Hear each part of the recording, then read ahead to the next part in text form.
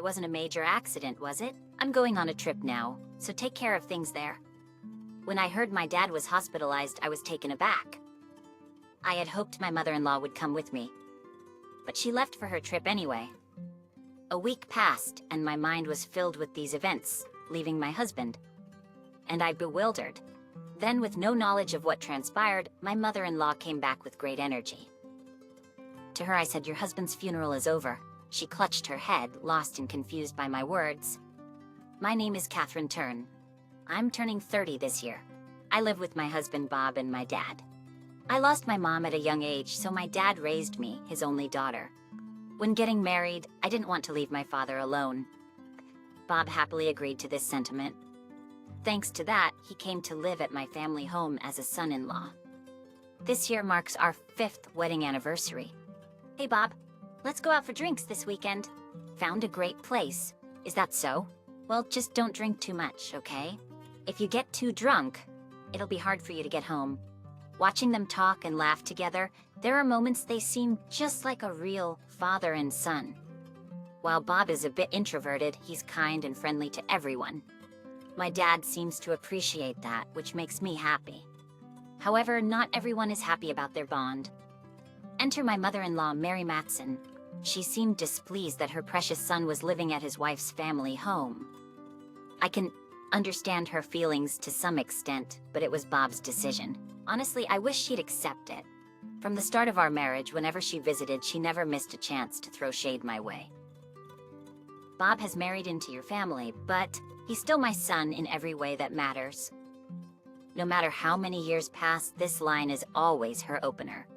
Then she continues with, "And remember, Catherine, you're not a guest when you're at your husband's family home. Help out with the chores." Saying this, she'd have me do everything from cleaning to cooking. But honestly, I never felt like I was just a visitor there. I carried out my duties without complaints, which probably annoyed her since she ran out of things to criticize.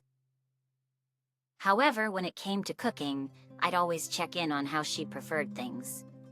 "Mary, how's the seasoning for the stew?" Without a word, she'd start adjusting it. Yet she never missed an opportunity to critique. "This is nothing like our family's recipe. How could you make me taste this?" "Start over," she'd say, clearly displeased, and would then try to discard what I made. I always got angry at this behavior, but I could never speak up. I was afraid that if I did, I wouldn't know what she'd say next. Yet, in moments like these, my father-in-law would intervene. "Catherine put a lot of effort into that. How would you feel if someone tossed out your hard work?" "Well, it's not seasoned right, and it's too salty. Not good for our health." No matter how much he defended me, she wouldn't listen. I never intended to make the food overly salty. In fact, I often aimed for a lighter taste, adding more seasoning little by little. But she'd always find something to complain about. Bob sometimes stood up for me, but this only aggravated Mary more. "You don't need to say that much, Mom. You're going overboard. Mind your own business." Bob always got silenced like that by his mother. Yet later he'd apologize, saying, "Sorry for not speaking up." I'd always smile and reply to Bob, "It's all right." I always felt that she was just bitter, thinking I stole her son away. So I believed she was just making life hard for me out of spite. Once I started thinking that way, I decided not to let her words get to me. And the fact that Bob and my father-in-law would stand up for me became my encouragement. But even though I tried not to let it affect me, if I kept hearing the same things every time I went to their house, it would still break my spirit. 5 years passed in the blink of an eye. Even now, whenever I visit their house, she never fails to make snide comments at me. I've become good at brushing off most of what she says, so now her only remarks are about my cooking. She'd hint with a smile, suggesting she's about to start with her sarcasm. "How do you even manage to season the food this way? Odd, isn't it?" I'd retort, matching her tit for tat. After 5 years, I'm not the pushover I used to be. At the start of our marriage, I was more reserved, and there were many things I wanted to say, but didn't. But now, given my nature, I've been speaking up more. Not that it would make her back down, and her remarks towards me didn't cease. In fact, they became even worse. One day, she surprisingly praised my cooking. "Oh, it turned out quite decent today. But there's still room for improvement." I was puzzled by her comment, yet took it as rare praise. That's when Bob intervened. Actually, it's always good. Seeing her reaction to his words, she was visibly upset. And then, as always, the snarky comments began. Don't get ahead of yourself just because I complimented you. I haven't changed anything. I made it how you said. I'm actually grateful for your advice. She gave a grimace and then spoke. Oh, scary. Young wives these days talk back a lot. And with that, she left the room. Lately, I've not only been talking back, but also not feeling as affected by her words. But there was one topic that always got to me. The fact that we didn't have kids, even after 5 years of marriage. Whenever she ran out of comebacks, she would always bring that up. I've been wanting to see my grandchild, but it seems that's still far off. When will that be? I'd be at a loss for words against such comments. Indeed, not having children after 5 years does bring concerns. But I believe the more you rush things, the harder they get. So even though I try not to let it affect me, it still hurts when she brings it up. It was becoming a real source of stress for me. Then one day, she called me out of the blue. Mary, what's the urgency? I was puzzled by the sudden call. Then, my mother-in-law responded with a gleeful look on her face. Oh, didn't I tell you? I'm going on a trip with my friends. I've been planning this for a while. I'll be back in about a week. Please take care of the house. I was shocked as I hadn't heard anything about a trip. But then I realized something and asked, it looks like you've packed only for yourself. Isn't your husband going? He's staying home. I'm going with my friends. Why would I bring him? So please take care of him. That's unexpected. Just as I was about to retort, my phone rang. However, I didn't recognize the number, so I initially ignored it. But the calls kept coming. Suspicious, I decided to answer. To my surprise, it was a police officer. Is this Mrs. Catherine Turn's phone? Yes, it is. Wondering why the police were calling, I answered the question. Then I was told a shocking truth. Apparently, my father had been in a serious car accident and was taken to the hospital in an ambulance. I was even told he was unconscious. No way, my dad. Overwhelmed by shock, I crouched down right where I was. Before I knew it, tears were streaming down my face. Seeing me like that, my mother-in-law spoke up. What happened all of a sudden? My dad's been in a car accident and was taken by ambulance. As I responded through my tears, she unexpectedly said, "Oh, that's all?" What do you mean, that's all? They said he's unconscious. Can't you come with me? I feel so alone right now. I begged desperately, but she frowned and replied, I can't do that. It's probably not a big deal anyway. Besides, I have to go on a trip now. You handle your stuff on your own. Take care of everything, okay?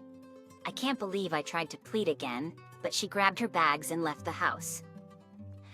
I thought, what if something happens to my dad? What should I do now? Then, my father-in-law gently put his hand on my shoulder and quietly said, Let's go to the hospital first. I'll be there with you. Seeing the kind smile on his face, I felt relieved. So together with him, I headed to the hospital. Once we arrived and were guided to my father's room, tears once again welled up in my eyes. After a while, Bob also rushed to the hospital. Instead of the distraught me, my father-in-law explained the situation, even mentioning my mother-in-law's trip. Catherine, don't worry about anything now. Stay by your dad's side. I can manage things at home by myself. Don't stress out.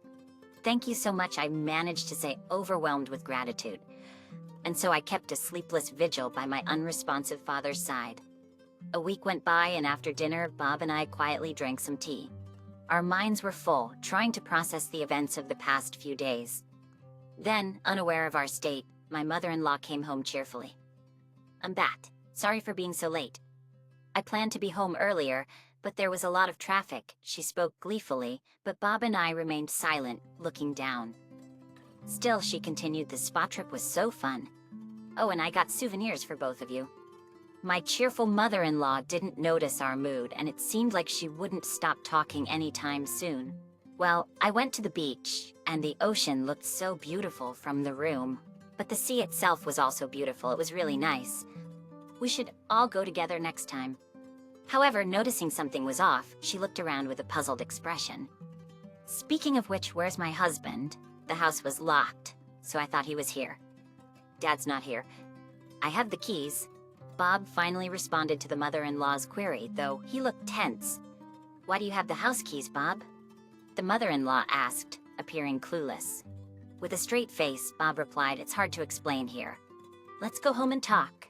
Saying this, Bob picked up the car keys and his mother-in-law's luggage and headed to the car. I nodded in agreement with Bob's words and followed him without saying anything else.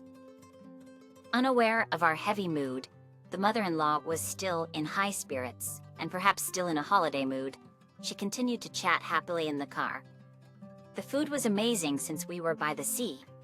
Most of it was seafood, but the sashimi was particularly delicious. There were so many fresh fish, I wanted you guys to see it. She continued talking non-stop all the way to the house. The trip took less than 30 minutes by car, but listening to her in silence was tough. I couldn't stop the mother-in-law who was talking so joyfully. "No, that's not it. I just didn't have the energy." Then, equally silent until now, an annoyed Bob finally spoke up. "Mom, can you keep it down a bit? I'm trying to drive here."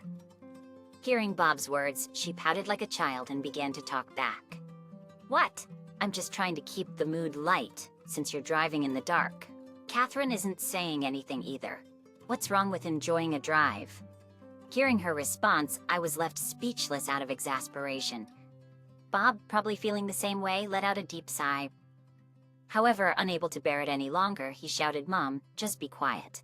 I don't want to hear your stories right now." The mother-in-law looked genuinely shocked at Bob's tone, and then, with a puzzled look on her face, she began to speak. "Why are you so angry?" "I'm just trying to concentrate on driving. Please just be quiet for now." Perhaps understanding, the mother-in-law finally fell silent. We then spent the rest of the trip in silence. A few minutes later, we finally arrived at the family home. As Bob unlocked the front door, he entered the house and said, "I'm home. It feels good to be back. There's no place like home." The mother-in-law said, relieved, as soon as she entered the house. But when the lights turned on, she noticed something was amiss. She quietly began to speak. "Wait, where is he? He wasn't at your place either." Saying this, she called out for her husband multiple times, but there was no response. The mother-in-law came up with an optimistic theory. "He's probably mad because I went on the trip without consulting him. He must have gone on a solo trip out of anger. That's why you guys couldn't tell me, right?" I was growing tired of her cheerful assumptions and wondered how she could come up with such ideas. At that point, an exasperated Bob responded, "Dad went on a long trip by himself." "See? When's he coming back?" she asked Bob without a hint of doubt in her voice. I couldn't stay silent any longer and tried to steady myself before speaking. "He's not coming back." "What do you mean? Is he that mad?" Realizing she still didn't grasp the situation, I led her to a specific room. As she entered, she saw that her husband was no longer there. She stood in shock and disbelief. "Is this some kind of joke?" "It's not a joke. We've already held Dad's funeral." The mother-in-law, now grasping the gravity of the situation, asked what had happened.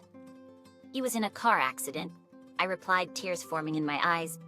At Bob's words, my mother-in-law began to recall and speak. "There was that car accident. Remember? Catherine's dad was rushed to the hospital. And on that day, wasn't your father here too? After that, my dad woke up. He's still hospitalized, though." Hearing my words, my mother-in-law seemed lost and held her head, saying she didn't understand. I then explained what happened afterward. On the day my dad was taken to the hospital, my father-in-law accompanied him. I was by my unconscious father's side, taking care of him all the time. Concerned about my father and me, my father-in-law visited us daily. And a few days later, when my dad finally woke up, both my father-in-law and I were overjoyed. We had plans to go out for drinks once he was discharged. But then, on our way back, I tried to speak calmly, but I was overwhelmed with emotion and couldn't continue. Bob took over for me. Dad was apparently taken to the same hospital as Catherine's father. Catherine saw him being brought in by ambulance by chance and let me know. I rushed there immediately, but it was already too late. Why did that happen? My mother-in-law, taken aback by our story, seemed lost for words. However, a visibly distressed Bob quickly changed his demeanor and spoke up. "What were you doing all that time, Mom?" "I tried contacting you multiple times. I had no idea things had gotten this bad. My mother-in-law looked baffled by Bob's questioning. Seeing her like this, Bob's expression remained unchanged. We get it. No one expected this to happen. That's right, isn't it? We're all in the same boat, right? But as my mother-in-law tried to reason, Bob stared her down. Then, tell me, why was your cell phone off? What? I mean, hearing Bob's words, the mother-in-law turned pale. Yet, undeterred by her reaction, Bob continued speaking. I kept calling, but your phone was always off. And when I finally thought I got through, there was no answer. You didn't even call back. What's that about? My mother-in-law was at a loss for words and she stayed silent. But Bob wasn't finished. Why didn't you tell us you were going on a trip in advance? Who were you planning to go with? At least tell us where you're headed. Sure, you're an adult and don't need to tell us everything, but we would have liked to know, especially given what happened. Bob shared our feelings on the matter. Upon hearing this, my mother-in-law responded, I went on a trip with a friend, but as far as I know, I contacted all your friends. None of them were with you. They even said they didn't know where you went. Bob kept pressing for answers. I've made new friends recently. Ones you don't know about.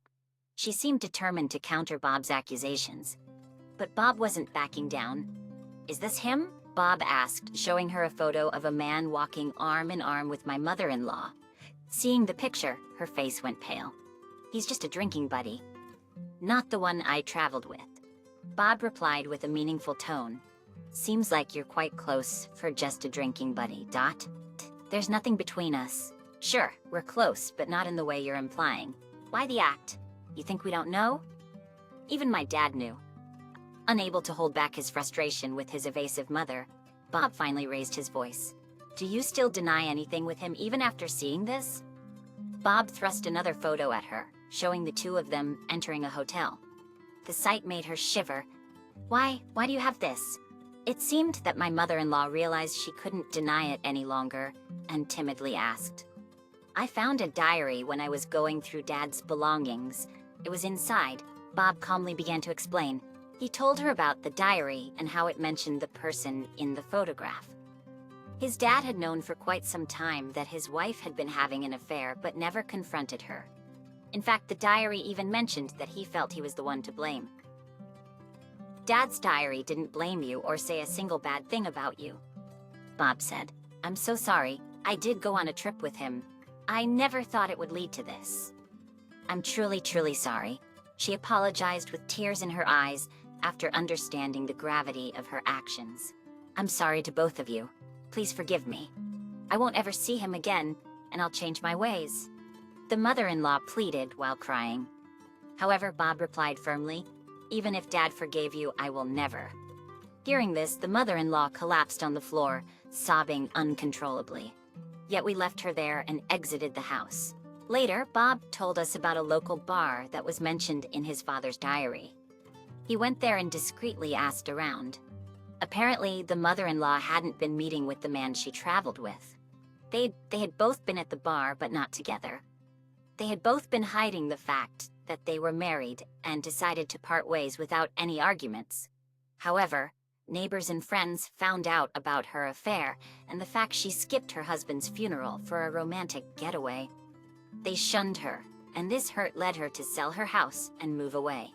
On my end, I still struggled to cope with my father-in-law's passing. But my spirits were lifted when my dad was discharged from the hospital. We reminisced about my father-in-law almost daily. I'm gonna go out for a drink soon. I had promised Bob's dad we would have a drink together after he got better, so I will bring his photo along. My dad said cheerfully, please make sure you are fully healed before you go out. We don't want you sleeping just anywhere. Bob responded with concern, no, I'm fine. I'm not going to sleep just anywhere with Bob's dad's photo. He chuckled, not taking my plea seriously, yet he looked genuinely happy. To be honest, I hadn't found much to smile about since my father-in-law passed away. But lately, I have found myself laughing a bit more, probably due to these lighthearted conversations. There is another piece of joyous news too. I am pregnant. And as I want my father-in-law to rest in peace, I aim to regain my happiness bit by bit. I cannot remain sad forever, especially now that I have a child on the way.